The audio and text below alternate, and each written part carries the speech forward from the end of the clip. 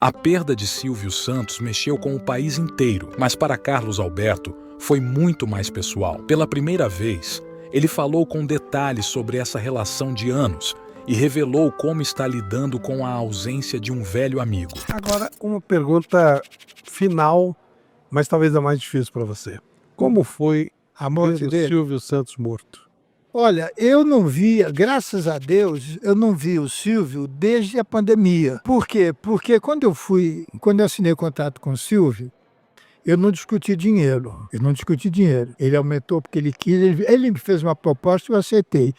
Eu digo, eu só quero uma coisa, Silvio, eu não quero que aconteça o que aconteceu da gente brigar, ficar uns anos sem se falar. Eu quero ter carta branca no meu programa. Ele disse, eu te dou minha palavra que você vai ter carta, nem eu vou me mexer no teu programa. Eu falei, tá fechado. Então eu comecei a fazer o programa, deu certo, e eu só me encontrava com o Silvio porque desgraçadamente ele me colocou de diretor artístico. Foi horrível para mim, porque gerou-me inveja.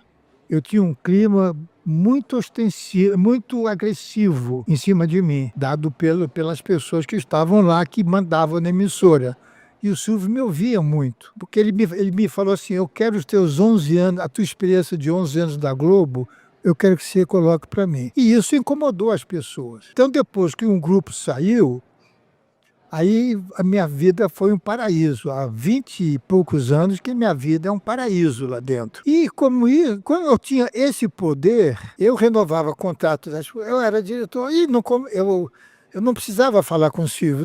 Quando eu deixei de ser diretor, ficou a praça. Eu não precisava falar com ninguém, nem com o Luciano, nem com ninguém. Eu fazia o que eu achava que tivesse. Eu tinha uma verba. Claro, dentro dessa verba eu mandava. Então, os meus encontros com o Silvio eram casuais. Por exemplo, meu carro ficava ao lado do carro dele. Às vezes ele chegava junto, ficava batendo papo 10, 15 minutos ali. Às vezes ele me chamava para a gente bater papo, mas nunca de programa. Então, quando veio a pandemia, que eu fui para o sítio, o Silvio também se isolou. E eu continuei. A única coisa que ele realmente se meteu, mas foi pro meu bem. Que eu estava louco para voltar, para gravar. Porque eu tinha salário alto e todo dia primeiro meu dinheiro estava lá. Mas os outros, só meia dúzia, só os cabeças tinham salário. E o resto, são 54 pessoas que dependiam do meu programa. Aquilo me fazia muito mal e eu queria voltar. Então um dia eu vim ao Rio, eu vim a São Paulo, fui falar com o Pelégio, que era diretor ali, falei, Pelégio, eu quero voltar, vamos fazer lá no jardim, lá, não precisa entrar no prédio. Aí o Silvio, não. Aí surgiu, eu voltava para o sítio, aí surgiu a possibilidade de eu fazer na rua, numa praça. O que o Silvio fez? Proibiu a minha entrada lá dentro. Isso é amor. Tá te protegendo. Isso é amor. Estava me protegendo. Ele não queria que eu pegasse. Até que eu voltei a trabalhar e ele ia. Aí já estava doente. Ele continuava mandando, mas mandando de casa. Ele botou as filhas para tomar conta, mas a gente sabia que a última palavra era dele. Então, aquela presença física não me doeu muito. Me doeu a saudade do amigo, o medo do que iria acontecer. Só que antes disso, ele foi tão generoso comigo que ele falou para as filhas, o Carlos Alberto é intocável. Isso dito por elas, dito pela Daniela. Então, quando ele morreu, eu fiquei muito mal. Não pelo patrão, mas que eu conheci o Silvio, eu tinha 18 anos, ele 24. Nós éramos muito amigos. E eu pedi meu chão. Eu só fui melhorar no dia que a Daniela foi na minha sala, ela queria falar comigo. Eu disse, não, eu vou à sala dela. O Silvio já tinha morrido. Eu vou à sala dela. E ela disse, não. Ela falou, eu quero ir na sala dela. Eu sou a única artista que tem sala própria. Que como era diretor, eles deixaram para mim aquele status de diretor. Ela foi na minha sala e começamos a conversar. Ela me disse, Carlos Alberto, você está zangado com a gente, alguma coisa? Eu falei, não, pelo amor de Deus, o que eu... Não, que você dá uma entrevista falando que ele não estava certa. Você falou isso ali. Eu disse, não, peraí, isso é que colocaram. O que eu disse antes Não está no jornal. Eu falei o quanto teu pai foi importante na minha vida, na vida do meu pai. A Eliana me disse que há um ano que ela não estava satisfeita, ela tinha uma chance de ir embora. Ela falou que o programa dela não tinha. E criou um clima. E ela disse, como é que eu vou trabalhar num lugar que eu não quero trabalhar, eu tenho lugar para ir bom. Aí eu disse, ela está certa. Aí ele disse, olha só, é que depois que meu pai foi embora, você é a nossa referência. Nossa. Isso foi tudo. Você é a nossa referência. Então uma palavra dita por você pesa muito. As pessoas não entendem. Eu digo perfeitamente. E meu contrato termina dia 31 de janeiro. Há 2 semanas atrás, eles me chamaram para renovar o contrato. E eu recebi dela um vaso enorme de orquídeas, dizendo algumas palavras que eu fiquei muito, muito emocionado. Contrato renovado. Por renovar o contrato. Graças a Deus, que coisa boa. Então, até 26, até eu fazer 90 anos, se eu viver até lá, eu tenho meu contrato. E isso me deu muita alegria, porque eu vi que o amor foi hereditário. O carinho da dona, porque ela não é só vice-presidente, ela é a dona. Claro. Ela e a Renata são as donas. A dona ia na minha sala, que era da mãe dela. Quando a Iris deixou de usar o SBT, uns 10 anos atrás, negócio de novela, que o Silvio comprou a casa ao lado para fazer o escritório dela, eles me deram a sala dela. Então o SBT é a minha casa. E o que mais me doeu foi no momento que eu joguei terra em cima do túmulo dele. Que eles, não é que eles pediram, mas me deram a pá para jogar. Aquilo me doeu muito, me fez muito mal mesmo. Mas a vida segue, eu tenho que agora ajudar as filhas.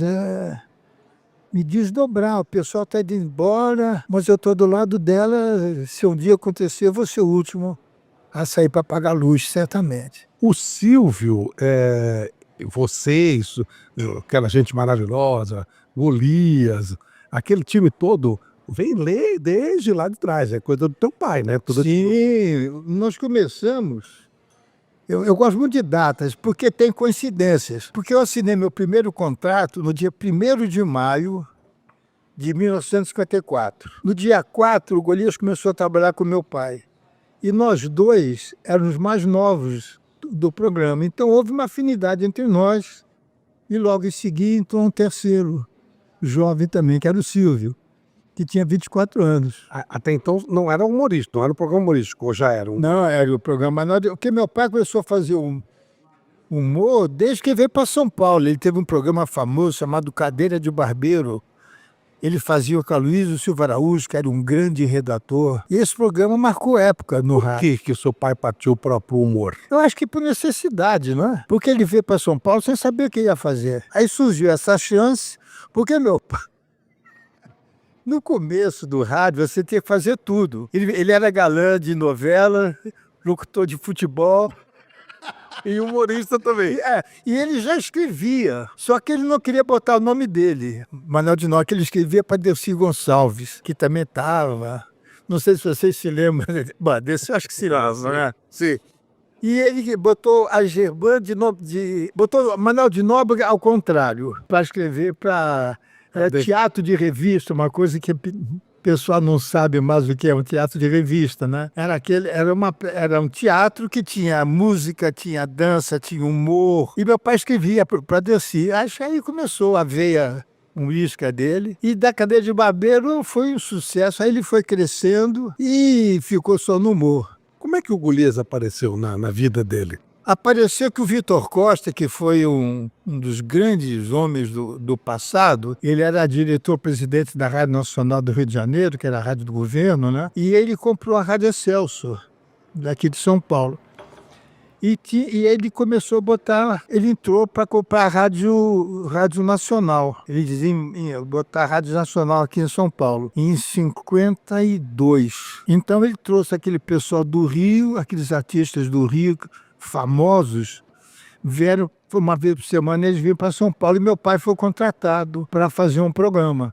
Foi o programa Manuel de Nóbrega, que ia na hora do almoço de meio-dia às 2, no programa diário, menos no domingo. Aí começou. O Golias começou nesse programa, dia 4. Uma coisa interessante, que o Golias foi fazer um teste lá na Rádio Nacional e eles não gostaram, porque ele falava com meu pai, não, esse garoto, ele tinha 24 anos, ele só sabe imitar, né? Isso aí já tem muitos imitadores, né? E meu pai tinha uma visão muito grande. Né? Acho que você não conheceu meu pai. Não conheceu. Ele morreu há 48 anos. Eu vi muito seu pai na TV, mas não conheci. E meu pai falou para o Demival Costa Lima, Costinha, se ele imita os políticos, se ele imita outras pessoas, ele deve imitar a gente também. Então, se você não quer, eu vou pegar para mim, vou botar ele na rua andando para ver se descobre alguma coisa. Aí eles confiaram no meu pai e contrataram o Golias. E foi um estouro. O Golias explodiu da noite pro dia. Aí nós começamos a trabalhar em circo, fazer show de circo, o que vinha, porta de... É verdade mesmo, porta de casa de calçado, sapatos Kerlakian. Quando inaugurava uma loja, a gente botava umas caixas assim de cerveja, aqueles gravados, né? E a gente fazia de tudo. E o Silvio também. Só que o Silvio era nosso concorrente e estava 100 anos na frente da gente. Por quê, Flávio? Porque nós fizemos um grupinho. Era o Roberto Luna, que o pessoal já não se lembra mais, foi um cantor famoso de bolero. Golias, Canarinho, Roberto Luna e eu. Nós íamos fazer show em circo e a gente dividia por 5.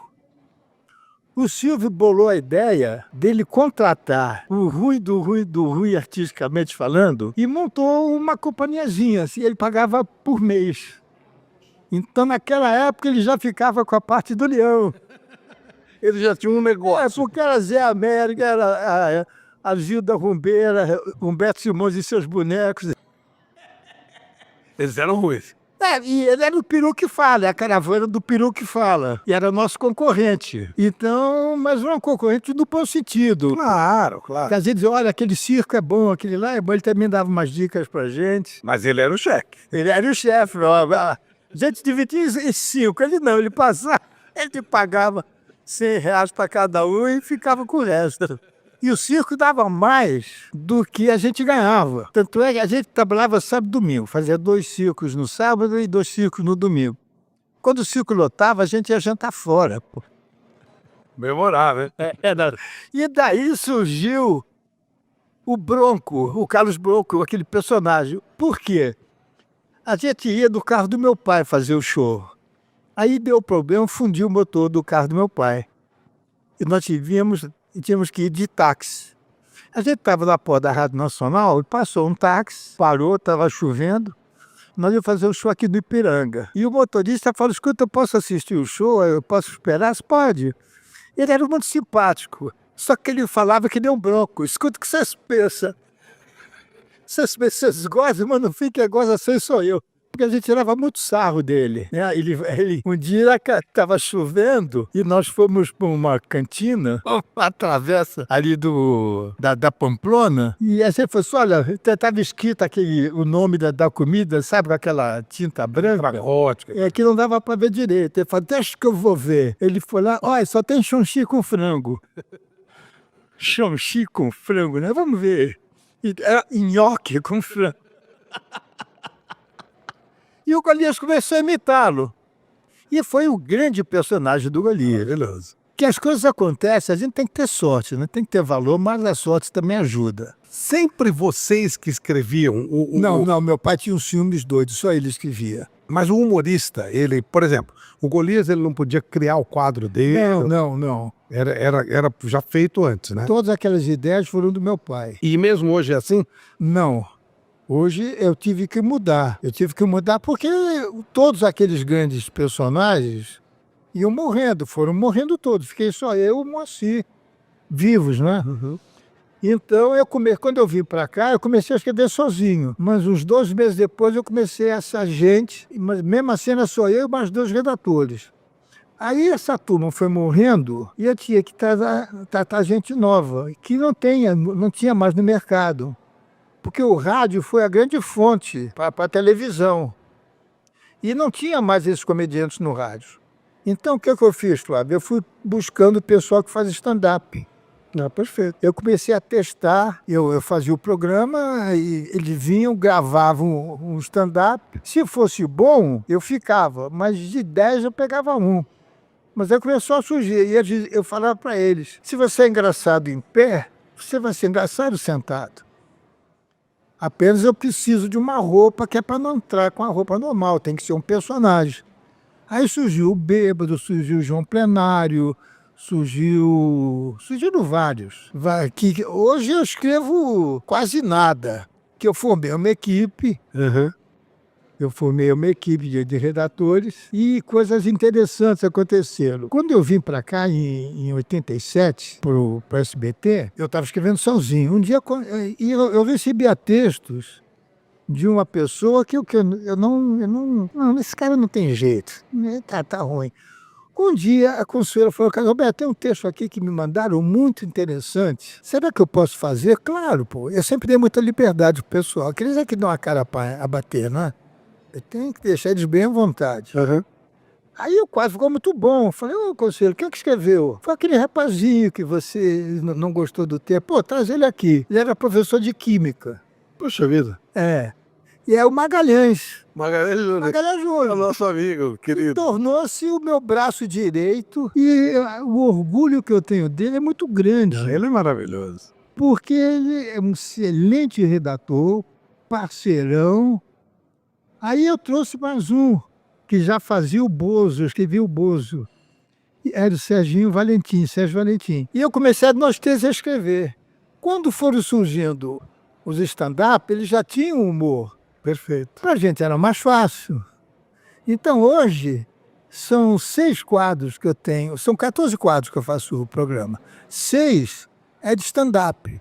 O que é bom para mim? Que eu não preciso decorar. Perfeito. Que eu não sei o que. E pela experiência, a vivência que eu tenho, eu sei a hora que eu tenho que falar, eu sei o que eu tenho que falar para o cara dar piada, né? Tá? Perfeito. Você é escada, né? Eu sou escada, então dá um descanso para mim. Claro. E a gente só faz 8 quadros escritos. Coisa linda. Valeu por acompanhar até aqui. Se curtiu o papo, deixa seu like, se inscreve e ativa o sininho para não perder os próximos vídeos. Até a próxima!